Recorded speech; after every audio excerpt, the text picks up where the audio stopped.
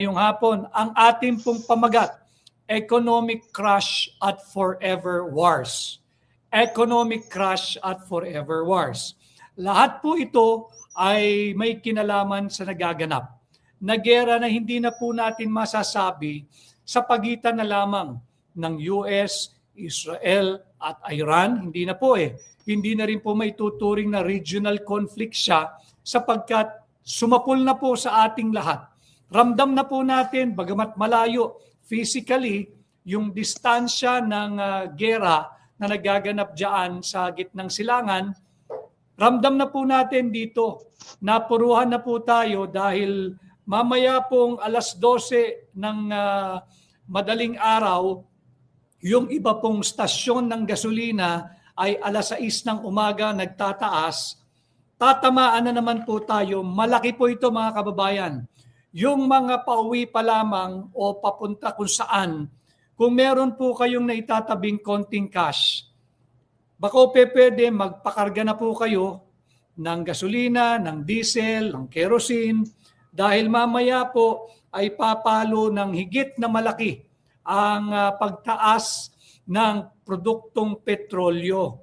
Nasa 17 to 24 pesos per liter po ang nagbabadyang itaas ng kada litro ng gasolina, ng krudo, ng diesel, ng kerosene.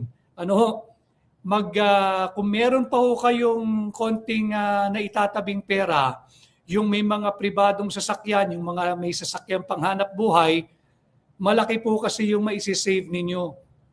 Ang nagbabadya pong pagtaas kada litro ay 17 to 24 pesos per liter. At ito po ay tatama mamayang 12 midnight sa ilang gasolinahan at yung iba naman ho ay alas 6 ng umaga bukas. Kaya po ito yung ating pamagat, economic crash at forever wars. Alam mo ninyo, grabe na po itong ating dinaranas at ating dadanasin pa sa mga parating na araw. Economic crash, sapul na po tayo rito. Ang piso ho kanina, bago po tayo nag-live, ang palitan ng piso kontra dolyar, mga kababayan, dalawang bagay ho ang ating binabantayan at tinitingnan. Unang-una, papalo, sisipa, bubulusok ho pataas yung presyo ng produktong petrolyo. Yung gasolina, yung diesel, yung kerosene ay nakatakda pong magtaas ng 17 pesos to 24 pesos per liter.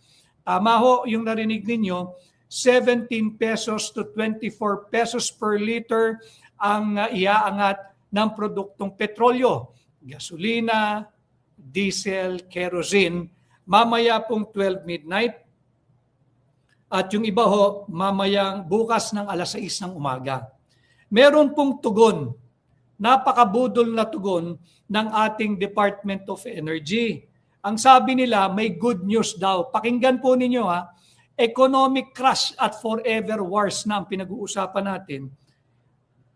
Ang pinaka-silver lining na nakita at sinasabi ng mga opisyal ng Marcos Jr. Administration, sa kabila daw ho ng nagbabadya na pagtaas ng produktong petrolyo ng 17 to 24 pesos per liter, meron naman daw good news. Ano daw ho yun?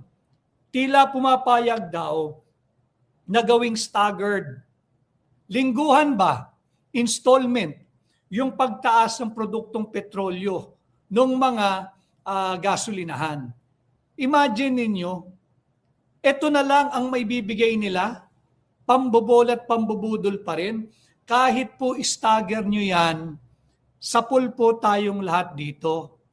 Iniiwasan po nilang pag-usapan at sabihin sa inyo na napuruhan po tayo dulot ng himagsikan dyan sa gitnang silangan. Dulot ng gera dyan sa pagitan ng Iran, Israel at Estados Unidos. Staggered daw, good news daw yun. Good news ho ba yun? Imbis na bigyan tayo ng konkretong solusyon or pamamaraan kung paano natin ma-soften, mapagaang, mapalambot itong impact ng napakataas na pagtaas ng produktong petrolyo, 17 to 24 pesos per liter, all the functionaries of the Bongbong administration have to say, ito nga lang po, sana man lang bibigyan ng ayuda. Diyan naman sila magaling. Nung panahon ng kampanya at halalan, ayuda daw, kailangan daw. Ngayon, higit kailanman, kinakailangan ng ayuda, kinakailangan ng alalay, kinakailangan ng tulong. Hindi limos, tulong ng ating mga kababayan. Maging sila ay nasa public or private transport sector, sila ay mga mangingisda, sila ay magsasaka, sila ay ordinaryong manggagawa, kinakailangan po ng tulong. Naririto po tayo, alam ho ninyo, ganitong sitwasyon din noong dekada 70 at dekada 80. Meron pong naging caricature or cartoon character, yung isa po nating national artist for visual arts, si Larry Alcala. Ang kilala po itong kanyang creation, si Asyong Aksaya. Yung mga trolls na tanggap lang ng tanggap ng pera, hindi pa ho kayo buhay nito. Pero pwede kayo magsaliksik, dagdag kaalaman, si Asyong Aksaya. Sumikat po ito at naging tanyag, pinasikat at likha ni Ginoong Larry Alcala, ang ating pong national artist for visual arts nung kanyang kapanahunan. Yan po ang kanyang ginawa, si Asyong Aksaya. Ito po ang nagsasalarawan nung panahong 70, nung 70s, nung panahon po, nung tatay, nung iniidolo ng mga trolls, ng tatay ni Bongbong Marcos. Ano ho ba yung si Asyong Aksaya? Sino ho ba yung kanyang isinasalarawan? Si Asyong Aksaya ho, he symbolizes a wasteful character. Yung talagang waldas, yung talagang lustay, yung talagang kurap, yung talagang kurakot, yung talagang walang pakundangan, walang pakialam. Parehas na parehas ni Bongbong Marcos. Ni Marcos Aksaya, ni Bongbong Aksaya. Hango po ito sa likha ni Larry Alcala, ang ating dating national artist for visual arts. Si Asyong Aksaya, again, isang reckless leader. Parehong-pareho, reckless leader. Wala siyang pakialam, wasteful ang kanyang character. Parang ngayon, nararamdaman natin yung administrasyon na ang sinisimbolo ng plunder, massive corruption, and looting of public funds. Yan po si Asyong Aksaya. Asyong Aksaya, Bongbong Aksaya, Marcos Aksaya. Hindi o ba't linustay din ni Bongbong Marcos at ng aparato ng kanyang korupsyon? Ang trilyon-trilyong piso na nararapat sana ay saan? Paggamit ng tama para sa flood control or flood mitigation projects. Wala pong naganap, kundi ghost flood control projects, substandard flood control projects, at yung iba pang infrastruktura. Hindi ho ba yung mga tulay na bigla-bigla na lamang gumuguho, news blackout, sisilipin niya dyan sa Isabela, kunwari nag-i-inspection, wala naman din hong nangyayari. Kaya po natin na ipakita sa inyo si Asyong Aksaya. Marami pong makakarelate kay Asyong Aksaya na mga buhay na po. Kagaya ko, bata pa ako noong 70s, pero naalala ko yan dahil highly politically charged ang mga panahon na yun, 70s and 80s. At pinangungunahan po yung laban dyan ng tunay na dilaw. Hindi po yung hilaw na dilaw, hindi po yung alyansang Akbayan at Marcos, hindi po yung alyansang Makabayan at Marcos, hindi po yung alyansang Banal-Banalan, Pari, Madre at Marcos. Hindi po lahat, mas maraming matitinong pare at matitinong madre. At siyempre, yung alyansang Kain Saba at Marcos. Ang politically charged environment po noong 70s and 80s. Ganon din po ngayon. Si Asyong Aksaya, si Marcos Aksaya, tanungin po ninyo, ang gulo ay nasa gitnang silangan. Anak ka ni Asyong Aksaya talaga. Ano ang ginagawa mo sa New York? Nagpapaka-very New York ka? Meron pong inilabas yung mga ito. Gagamitin natin para wala hong tanggihan. Itong kanila rin po kasi itong ABS-CBN eh. Di ba? Akala nila makakatulong. Ayan o, si Junior pupunta raw sa United Nations sa New York para, tingnan ho ninyo ang kapal na mukha ng mga ito, discuss Middle East issues. Anong i-discuss mo? Yung mga bansa na meron silang kababayan sa Middle East, wala nang discussion, wala nang satsatan, wala nang report, action. Gumagawa ng hakbang kung paano maiuwi, ma-repatriate o ma-evacuate yung kanilang mga citizens. Etong si Bongbong Aksaya, makikipagdiskurso pa sa United Nations diyan sa New York. Pangalawa, pangangampanya para daw sa non-permanent member candidacy in the Security Council. Wala po iyan. Nakita niyo yung ginawang pagsalakay ng Estados Unidos? Hindi nga niya kinonsulta yung kanyang kongreso eh. Lalo nang hindi rin niya kukonsultahin yung United Nations Security Council. Itong si Bongbong Marcos Aksaya, papapil pa dyan sa UN GA sa New York at ikakampanya raw yung ating non-permanent member candidacy sa Security Council. Pangatlo, magsasalita na naman sa Commission on the Status of Women. Tanungin natin siya, ano ang status ng ating mga overseas Filipino workers ngayon sa gitnang silangan? Bago ka magsalita, magpabibo, magpasikat, mambudol diyan sa United Nations sa New York at magsasalita ka sa topic na hindi naman nababagay sa iyo at hindi napapanahon, yung status of women. Women's Month ngayong March. Pero bilang presidente ng Pilipinas, ang problema, unang-una, nasa gitnang silangan, pangalawa, nandito sa loob ng bansa. Hindi mo nga mapanagot yung kagaya mong big fish sa issue ng massive corruption, looting of public funds, at drug addiction sa iyong administrasyon, nakuha mo pa na magsalita diyan sa United Nations Commission on the Status of Women.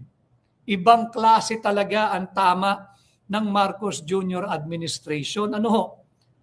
Sinama pa ho niya. Ang mga kababayan, kailangan malaman nyo ito. Pinag-uusapan na natin dito yung pagdausdos, pagbagsak ng ating ekonomiya. Hindi pa po yung ekonomiya ng buong mundo, yung pandaigdigang ekonomiya. Yung atin na lang muna. At yung forever wars ng presidente ng Estados Unidos. Sinama po ni Bongbong Marcos diyan sa kanyang biyahe, yung walang katuturang biyahe, diyan sa United Nations sa New York. Ito pong kalihim ng migrant workers, ng Department of Migrant Workers. Hindi ho ba talagang insensitive? Hindi ho ba talagang walang kwentang leader ito? Hindi ho ba talagang walang kwentang presidente ito? Hindi ho ba talagang walang kwentang Pilipino ito? Hindi ho ba't walang kwentang tao talaga ito? Sinama ho niya yung kalihim o secretary ng Department of Migrant Workers, si Secretary Hans Kakdak. Diyan sa New York. Ang problema ho nasa Middle East eh. Wala nga ho tayong plano whether forced or voluntary repatriation or workers of Filipino migrants and Filipino workers na nais nang umuwi o na-displace ng kaliwat kanang pag-release o pag-airstrike ng Iran, ng US, ng Israel, pag-counter ng mga bansang United Arab Emirates, yung mga kasali dyan, Saudi Arabia, Oman, Qatar, Kuwait, nasa New York ang kalihim ng Department of Migrant Workers. Habang yung mga senador natin, busy saan? Paninisi kay Vice President Inday Sara, pagtatakip sa malawakang pagnanakaw ng mali-malitang pera, hinahatiran diyan sa isang opisina, diyan sa Baclaran, yung Diplomat Condominium Building, pinagtatakpan. Yung ating mga mambabatas sa mababang kapulungan, bakit hindi ninyo imbestigahan anong ginagawa nung kalihim ng Department of Migrant Workers na si Hans Kakdak diyan sa United Nations, ang bakbakan ho, nasa Middle East. Wala ngang malinaw na plano kung paano sila ma-repatriate o ma-evacuate. Nang agaw pa kayo ng kredito nung mga umuwi, meron po palang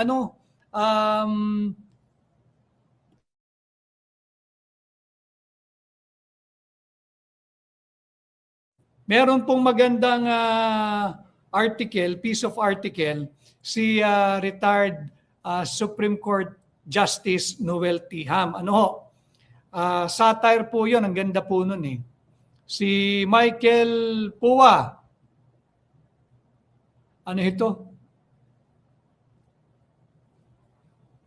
Baka may planong umutang ang ating, hindi yung Pangulo lang yan, di ko Pangulo yan. Baka may planong umutang si Bongbong Marcos para may ipamimigay na naman siya sa mga maglilitis sa kaso ni VP Inday Sara. Ang laki ng inutang niya para sa budget ng ating bansa, pero napunta lang sa mga kamag-anak niya. Maraming salamat sa komento ni Michael Pua. So si retired Supreme Court Justice Noel Tiham, meron po siyang maganda yung kanyang isinulat eh. Ang kanya, basahin ko lang Tagalogin ko po. Maraming salamat, Philippine government, sa pagsalubong na merong mga banner sa pagdating namin sa NAIA. Hindi sa pagsundo nyo sa amin, sa lugar kung saan may gera. Sinalubong lang ni Hans Kakdak at yung hepe ng OWA, yung mga nag-uwian natin, kusang loob po silang nag-uwian na mga kababayan sa NAIA. May banner pa, may tarpaulin. Pero hindi po silang sumundo nun. At ito'y kayang patunayan ng mga kababayan natin na in the know ng mga overseas Filipino workers. Just setting things straight. The Philippine government had no workable evacuation plan in place. Tama po yun. Wala pong plano si Bongbong Marcos at ang kanyang administrasyon at ang kanyang alyansang Akbayan Marcos, alyansang Makabayan Marcos, alyansang Dilaw Marcos, alyansang Pinklawan Marcos, alyansang Pari Madre Banal-Banalan at Marcos, alyansang Kain Saba at Marcos. Wala po silang plano kung paano maiuuwi ang ating mga kababayang nais ng umuwi o di kaya ay naipit diyan sa digmaan sa pagitan ng Iran, US at Israel. At ang Kongreso po natin, sa kabila po ng kanilang enormous budget within its power to disburse, did not do anything. Thanks again for the welcome banners which were meaningless gestures. Ito po ay likha ni dating Supreme Court Justice Noel Tiham. No succor from their government in times of adversity, unlike in the past when help was extended by caring presidents. Wala pong puso itong si Bongbong Marcos. Wala po. Habang nagbabakbakan po sa gitnang silangan, nariyan si Bongbong Marcos sa New York. Kung ano man ho ang gagawin niya, tanging siya lamang ang nakakaalam. At ito na nga ho, nanganganib na ang ating ekonomiya. Dahil kagaya nga po ng nasabi ko, ang presyo ng produktong petrolyo ay aangat ho mamayang 12 midnight sa ilang gasolinahan. Yung iba po alas 6 ng umaga bukas sa halagang 17 to 24 pesos per liter. At ang palitan po ng piso kontra dolyar, kanina ho, bago tayo mag-live, ay nasa 59.75 pesos na po ang halaga ng isang dolyar. 59.75. Samantalang last week ho, nung March 5, ito'y nasa 58.80. Halos piso. Hindi na po natin alam magkano siya nagsara. Baka may mga nasa bangko rito or bankero ano. Halos piso ho ang binagsak na agad ng piso mula nung nagsara ito last week. Ano ho? 59.75. Nasaan si Bongbong Marcos? Nasa New York. Si Bongbong aksaya. Si Bongbong Marcos na nag-aaksaya ng pera, ng chartered flight, ng hotel, sa mamahaling hotel dyan po sa New York. Sigurado hindi naman papasok sa budget hotel yan. Di ba? Gastador ho talaga yan eh. Nakita naman ninyo kung paano linustay yung bilyong-bilyong pisong pera nating mga Pilipino. Ano ho? At yan nga ho, nanganganib ang ating ekonomiya. Habang ang ating mga kababayan, let's do it, I'll give you the numbers. Ano ho? Diyan po sa Saudi Arabia, meron po tayong 813,000 Filipinos more or less. Sa United Arab Emirates, 973,000 more or less ang ating mga kababayan. No? At sila ho ay nasa gitna ng panganib. Nasaan yung kalihim ng Department of Migrant Workers? Nandun sa malamig, nasa New York.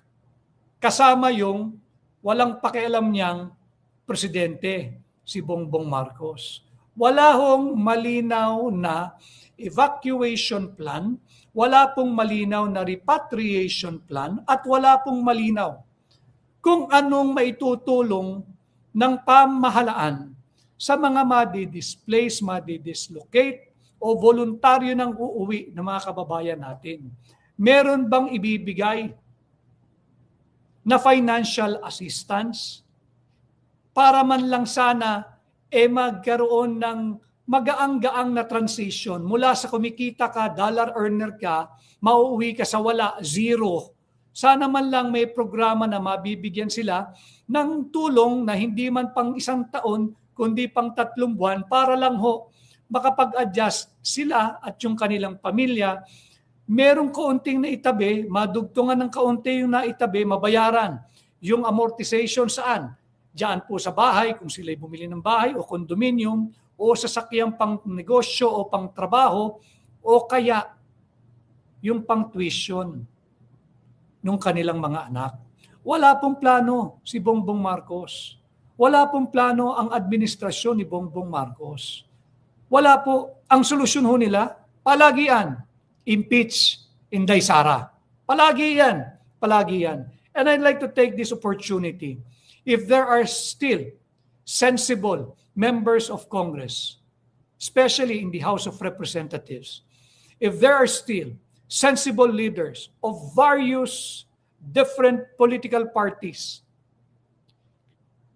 para sa bansa, imbis na pinag-aaksayahan ninyo ng pera naming mga Pilipino, ang walang katuturan, walang basihan, huwad na mga basihang impeachment laban kay Vice President Inday Sara Duterte, pwede ba? Baka may puso pa kayo natitira para sa ating bansa at para sa ating mga kababayan. Santabi nyo na muna yung politika ng impeachment. Magpulong kayo, magpa-emergency session kayo dyan sa Kongreso, dyan sa Senado. Wala po tayong aasahan sa Executive Department eh. Pangalawang linggo na po ito ng gera dyan sa Middle East. Wala pong nagaganap na special or emergency meeting ang gabinete ni Bongbong Marcos. Mismong si Bongbong Marcos sinama pa. Itong napakagaling niyang, may tama din ito eh. Yung kanyang kalihim sa Department of Migrant Workers, nagpunta pa ng New York. Ano ang plano ninyo sa ating mga kababayan na nasa gitna ng panganib? Diyan sa Kuwait, almost every hour, every day, I get messages. Sa ating mga kababayan. Sapagkat ang Hakbang ng Maisog, international po iyan at napakaraming mga miyembro saan man pong sulok ng mundo. Wala pong plano ang Marcos Jr. administration. Ano, yung alyansang malansa ni Bongbong at ng Akbayan. Anong plano ng Akbayan? 'Di ba? Impeach Inday. Ang Makabayan Black, anong plano sa alyansa nila kay Bongbong Marcos? Impeach VP Inday Sara. Yung mga banal-banal at pare na nagpapakabanal-banalan, hindi po lahat.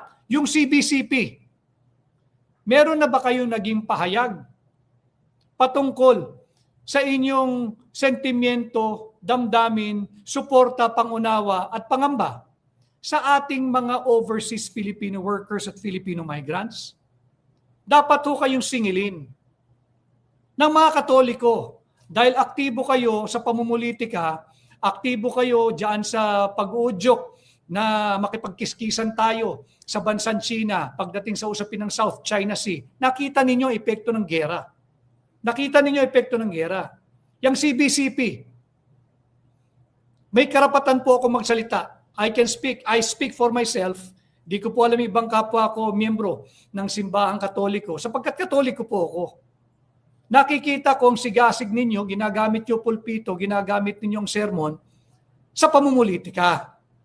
Hindi nyo punain ang malawak trilyong pisong korupsyon. Ngayon, yung ating mga kababayan, pagmisa kayo, pagka Migrant Sunday, pinagdadasal ninyo, di ba? O ngayon, Bagong Bayani, nag-issue na ba kayo ng statement, ng pahayag, ng plano? Anong may tutulong nyo sa ating mga kababayan? Yung alyansang CBCP at Marcos Jr., yung alyansang Kain Saba, saan kayo busy sa impeachment? Kaya kung meron pang mga mambabatas na meron pa hong pagmamahal, malasakit at pagtingin sa ating mga kababayan, sa ating mga Pilipino, sa ating bansa, tigilan nyo na po yan. Magpatawag kayo ng emergency session, pag-usapan ninyo ano ang maitutulong ng pamahalaan sa ating mga kababayan. Hindi na lamang po ito tungkol sa OFW. Ano ang maitutulong ninyo sa ordinaryo at araw-araw na mananakay ng public transport? Ano? Ano ang maitutulong ninyo sa mga kaawa-awa nating driver at operator ng public transport, mapa-bus, mapa-jeep, mapa-tricycle, mapa-habal-habal, kung ano man? Ano? Male-maleta mga kababayan, dito po sa Tinig Maisog, inaangat natin ang inyong kamulatan. Ito ho yung matagal na nating kinakampanya, yung war on corruption. Hindi ho ba? Ngayon, nagkasunod-sunod na. Meron na pong gera, kahit ano po pong sabihin nila, kahit matigil ho yan bukas, it will take a while bago mag-normalize muli ang presyo, kung mag-normalize man, kung bababa man, ang presyo ng produktong petrolyo. 90% of our petroleum products are all imported. Galing diyan sa Middle East. Kaya dito, sinasabi ho, pag-usapan din natin mamaya, yung sinasabi ng tagapagsalita ng Department of National Defense na yung EDCA hindi raw po US military bases, budol din po yan, bahagi po yan ng programa o platapormang Forever Wars na mismong ang nagbanggit ay ang Pangulo ng Estados Unidos. Ano? Pag-uusapan din ho natin yan. Alam mo ninyo, dito sa sigalot na nagaganap, marami po sa ating mga overseas Filipino workers ay nanganganib na mawala ng trabaho. Ano? At alam ho ninyo, pag yan ay nangyari, yung inaasahan po natin na remittance, galing po sa ating mga overseas Filipino workers, will be substantially weakened. Pagka nagkaroon po ng layoff, pagka nagkaroon na po ng pagsasara ng mga kumpanya sa gitnang silangan, hindi na po makapagpatuloy ng produksyon, ng manufacturing, ng kung ano-anong trabaho. Last year ho, ang ipinasok ng ating mga overseas Filipino workers, pakinggan po niyo ito sa ating mga kababayang OFW, ang inyo pong contribution sa ating overall GDP, ay 7.3%. Malaki po yun. Equivalent in dollars, 35.63 billion. $35.63 billion ang ipinasok na remittance ng ating mga overseas Filipino workers. That would equal to 7.3% of our GDP. Ano? Pagka nagkaroon po ng layoff sa trabaho, bababa po yung 35.63 billion. Pag bumaba po yan, tatandaan ninyo, dalawa lang ang inaasahan nating industriya. Una dyan ay yung BPO. Yung BPO, ang kanila pong contribution sa ating GDP last year is around 8.5%. Subalit, kagaya po ng ating naging diskurso rito in the past, yung BPO ho, may projection na po dito yung matitino't magagaling na ekonomista. Nanganganib na rin po ang BPO in 5 years, bababa na po yung significance at relevance ng BPO sapagkat papasok na po yung artificial intelligence. Ano ho, mababawasan na po yung mga nagtatrabaho at nabibigyan ng employment sa BPO. Pag bumaba po ang BPO at bumaba po ang remittance, saan po tayo kukuha ng pondo para sumigla ang ating ekonomiya? Yung pangatlo po sanang inaasahan, pumaltos po pumugak po palpak po Yun po sana yung turismo. Tatlo po sana yung pwede nating pag-aasahan Yung BPO, habang ito'y malakas pa, bago ito dahan-dahang humina in the next 5 years, bababa po ang kita rito dahil pinapasok na po ito ng AI o Artificial Intelligence. Pangalawa, yung remittance. Yung inward remittance ng ating mga kababayan sa ibang bansa. Pangatlo sana, yung tourism o turismo. Wala po palpak po yung turismo natin pumugak busy sa pamumulitika, kung ano-anong ginagawa, kanya yan. Sadsad yung ating turismo. Kaya nanganganib po yung economic crash. Hindi ko alam kung ano pang may tatawag niyo sa nangyayari sa ating bansa ngayon. Dalawang sunod na quarters, third and fourth quarter of last year, bumaba ng higit yung ating GDP. Nung third and fourth quarter of last year. Maasa po sila na makakabawi ngayong first quarter. Unang-una, paanong babawi mismong BSP o Bangko Sentral ng Pilipinas na nagsabi, suko na kami, wala na kaming tools, wala na kaming magagawa upang labanan ang matamlay nating ekonomiya. BSP na ang nagsabi.